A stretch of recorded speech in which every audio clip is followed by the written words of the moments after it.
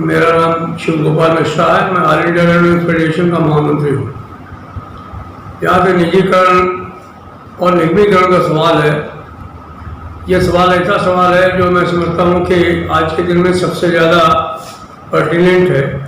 खाली रेलवे विभाग के लिए ही नहीं, सारे भारतवर्ष में तमाम जो सरकारी उपक्रम हैं जिनको कि सरकार जो है वो आने वाले समय में निजी हाथों में सौंपने जा रही है, उनमें नवरत्न भी हैं, BPCL जैसे है, इंडियन ऑयल कॉरपोरेशन है, चर्चा तो BHEL की भी चल रही है। लेकिन तमाम जो सरकारी उपक्रम है, सरकार का मंशा ये है कि हम इसको जो है वो हमारा जो निजी क्षेत्र है उन्हें सौंपने का काम है। अभी भारतीय रेल में भी 109 रूट्स पर 151 गाड़ियाँ प्राइवेट ऑपरेटर्स को देने का जो है वो ऐलान हुआ है। उसका RFQ मांग लिया गया है, एक राउंड डिस्कशन हो चुका है।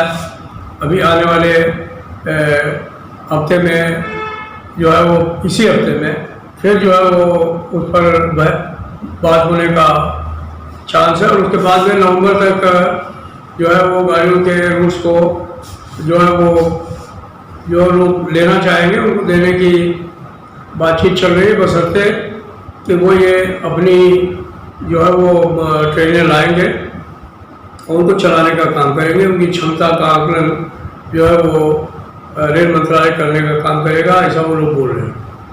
यहाँ तक ऑल इंडिया रेलवे फेडरेशन का सवाल है, हम लोग इसके खिलाफ हैं।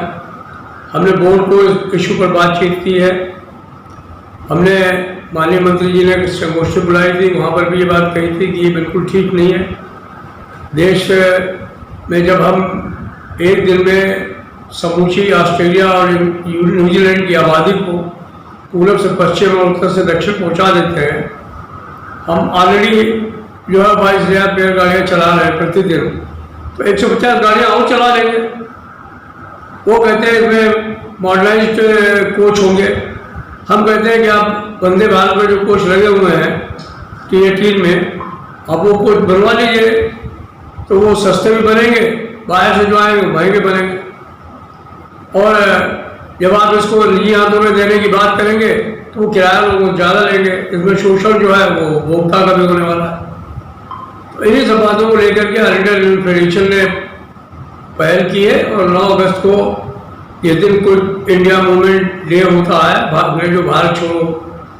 तो जब हम जो है फिजिकल गुलामी से आर्थिक गुलामी की तरफ जा रहे हैं, हमने इस दिन को चुन करके और इस दिन जो है वो निगमीकरण निजीकरण के खिलाफ और कुछ चुनिंदा जो मांगे हैं हमारे, खासतौर पर जिसे हमारे नई पेंशन स्कीम हटा करके पुरानी पेंशन स्कीम बहाल करना और जो अप्रेंटिसेस हैं ट्रेन रेलवे के उनको रेलवे में समाहित करना, लार्जेट की स्कीम को मॉडिफाई करके उसको लागू करना, जो खाली पड़ी हुई वैकेंसीज हैं उनको भरने के लिए, इन तमाम सवालों को लेकर के हमारे साथी जगह पर जगह मुजाहरा करेंगे, आंदोलन करेंगे और इस आंदोलन में हम अपने उपभोक्ताओं को भी शामिल करेंगे।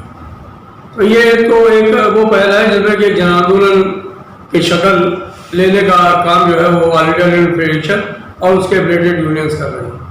दूसरी तरफ हम तमाम जो रेलवे के मान्यता प्राप्त गैर मान्यता प्राप्त जो है वो यूनियन और एसोसिएशंस हैं, उनको भी अपील कर रहे हैं कि एक मंच पर आकर के आप इस लड़ाई में जो है वो सहभागिता दिखाइए। हम लोग एक होकर के इस इशू को लड़ेंगे, तभी हम लोगों को सफलता मिलेगी, तभी हम लोग रेल बचा पाएंगे और रेल बचेगी तो देश बचेगा, ये हमारा विश्वास है। सर 9 अगस्त को जो प्रोग्राम करने जा रहे हैं वो किस लेवल पे प्रोग्राम होगा? हमारा शाखा स्तर पर प्रोग्राम होगा। जो कोई भी लड़ाई कभी सफल होगी जब ग्रास रूट से आदमी आंदोलन में जुटेगा। तो इसलिए हम लोगों ने फैसला किया है कि ये पूरी लड़ाई जो है वो ग्रास रूट पर लड़ी जाएगी। हर शाखा जो है वो अपनी शाखा के स्तर पर कोई ना कोई जो है वो विरोध का कार्यक्रम करेगी और उसकी रिपोर्ट जो है भेजने का काम होगा। देश भर से तमाम लोग जो है वो इस व्यवस्था के खिलाफ प्रधानमंत्री जी को और हमारे जो रेल मंत्री जी हैं उनको ट्विटर करेंगे, फेसबुक पे ले जाएंगे, उनको जो है वो ईमेल भेजेंगे और कहेंगे कि निजीकरण करना जो है वो देश के हित में बिल्कुल नहीं है। सर निजीकरण क्या आखिर रास्ता निजीकरण ही निकलता है? कुछ लोगों को धुटकी में मिला है ये कि जो निजीकरण है वो जो है वो वही रामबाण दवा है। वास्तविकता ये नहीं है। वास्तविकता ये है कि आजकल जो सरकार है उसका तो एक मंच था, स्वदेशी जागरण मंच, जिसमें वो कहते थे कि वो आज भी प्रधानमंत्री जी बोलते हैं, कहते हैं आत्मनिर्भर Bharat, local, vocal for local. लेकिन जो हो रहा है बिल्कुल उल्टे ही हो रहा है। तेलुगु को बुलाया जा रहा है, रेस्टाम को बुलाया जा रहा है, बम्बार्डियर को बुलाया जा रहा है, GML को बुलाया जा रहा है। ये सब चीज़ें क्या हैं? ये तो सारी विदेशी कंपनियां हैं। ये अगर आएंगी तो भारतवर्ष से मुनाफा कमा करके ले जाएंगे और भारतवर्ष के लोगों को जो है वो जो सस्ती सुविधाएं हैं उनको महंगी करके जाएंगे। तो मैं समझता हूँ कि हमें इनका कोई लाभ नहीं है, इसका विरोध करना चाहिए। सर निजीकरण होता है तो रेलवे के अंदर कितने मजदूर, कितने कर्मचारियों का नुकसान होगा? जहाँ तक कर्मचारियों का मामला, मुझे नहीं लगता कर्मचारियों का कोई विशेष नुकसान होगा। लेकिन अगर ये 150 गाड़ियाँ हमारे कर्मचारी चलाते तो निश्चित तौर पर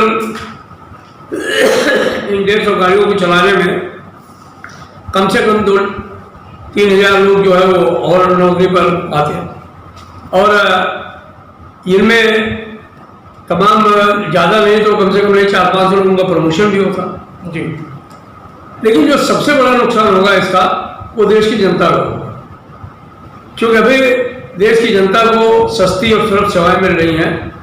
वो जो आएगा वो मुनाफा कमाने के लिए आएगा, निजी मालिक, वो कोई धर्मार्थ करने के लिए नहीं आएगा कि हम जो है वो कम पैसे में गाड़ियाँ चला कर। सब निजीकरण के साथ साथ जो कर्मचारियों का जो नुकसान होगा, जिस तरह के कोई एक्सीडेंट हो जाती है या किसी हमारे कर्मचारी का नुकसान होता है तो उसकी भरपाई कौन करेगा? देखिए अभी जब ट्रैक हमारा है, मुझे लगता है कि ड्राइवर हमारा होगा, गार्ड हमारा होगा, तो जब ये सब चीज़ें, संकेत हमारा होगा, कंट्रोल हमारा होगा, तो उसमें जो भी कमी आएगी उसका ठीका जो है वो रेल के ऊपर फोड़ा जाएगा। जबकि मुनाफा कमाएंगे वो, मलाई खाएंगे वो, लेकिन इसका ठीका हमारे सर पर फोड़ा जाएगा। तो ये भी एक कारण है जिसकी वजह से हम लोग जो है वो इस योजना का विरोध कर रहे हैं। सर तेजस्वी ट्रेन जिस तरीके चल रही थी और तेजस्वी में जो काम कर रहे हैं उनकी बार बार शिकायत है कि हमें अभी तक 6 महीने से तनख्वाह नहीं मिल रही है। मैं तो आपको कह रहा हूँ कि जो ये व्यवस्था है ये रामराज्य व्यवस्था नहीं है। ये व्यवस्था जो है रावण राज्य व्यवस्था है। इसमें निश्चित तौर पर जो ठेके के कर्मचारी काम करेंगे, जैसे तेजस में लोगों को तनख्वाह नहीं मिल रही है, छोटी छोटी बच्चियों को भर्ती कर लिया और उनको 40 दिन के बाद में, 35 दिन के बाद में निकाल दिया बिना कुछ दिए हुए तनख्वाह उनका।